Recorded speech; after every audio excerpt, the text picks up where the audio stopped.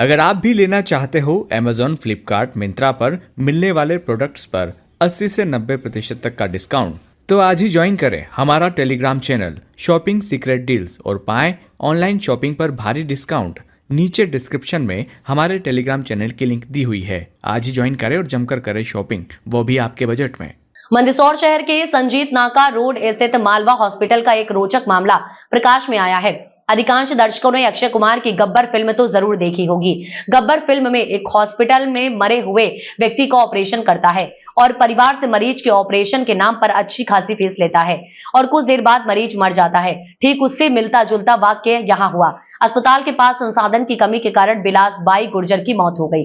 मृतक महिला के पति ने बताया कि मेरी पत्नी को मैं 26 मई को मालवा हॉस्पिटल में डॉक्टर मिशिका राठौर भोज को यहाँ दिखाने गए थे कि बिलास बाई को बाथरूम रुकने की शिकायत आ रही है। तब डॉक्टर द्वारा उनकी जांचें करवाई गईं तथा कहा गया कि इनको बच्चेदानी का ऑपरेशन करना पड़ेगा, जिसका खर्चा लगभग 48 से 50 हजार रुपये बताया गया है, जिसकी सहमति भी बिलास बाई के बहनोई जगदीश गुर्जर व पति अंबालाल गुर्जर द्वारा दी गई। उसके बाद कुछ जांचें हुई जिसमें शुगर बताया गया और दवाइयां दी गईं।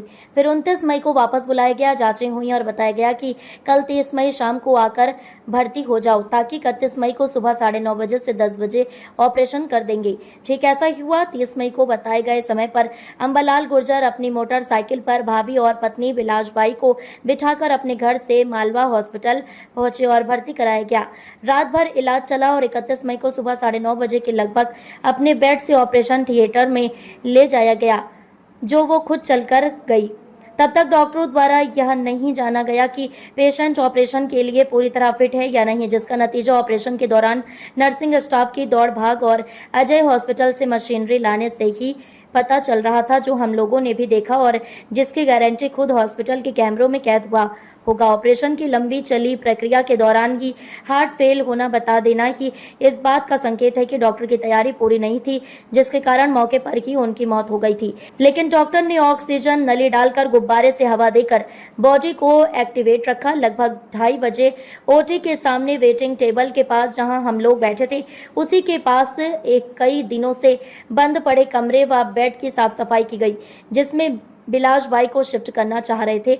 उस कमरे में न एसी थी न आईसीयू जैसी कोई मशीनरी, जिसको हम लोगों ने बिल्कुल उचित नहीं समझा और डॉक्टर से अपील करी कि अगर हमारा सदस्य जिंदा है तो आप इसको उपयुक्त सुविधा और इलाज उपलब्ध करावें।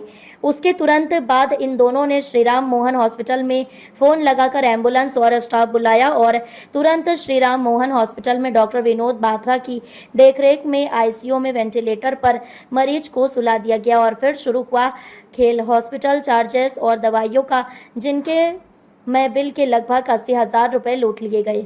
इस दरमियान भी एक सोचने वाली बात यह है कि इतना गंभीर पेशेंट है, फिर भी डॉक्टर बात्रा ने एक भी जांच करवाना उचित नहीं समझा। डायरेक्ट पेशेंट को हार्ट सर्जरी के लिए लेना होगा।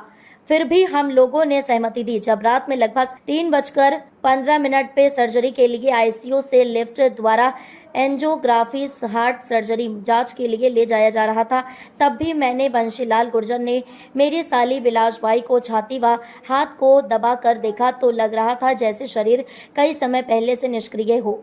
न धड़कन थी न पल्स थी। एंजियोग्राफी जांच के बाद बताया गया कि इनका हार्ट का ऑपरेशन नहीं होगा, क्योंकि मरीज अब कुछ समय का मेहमान और है।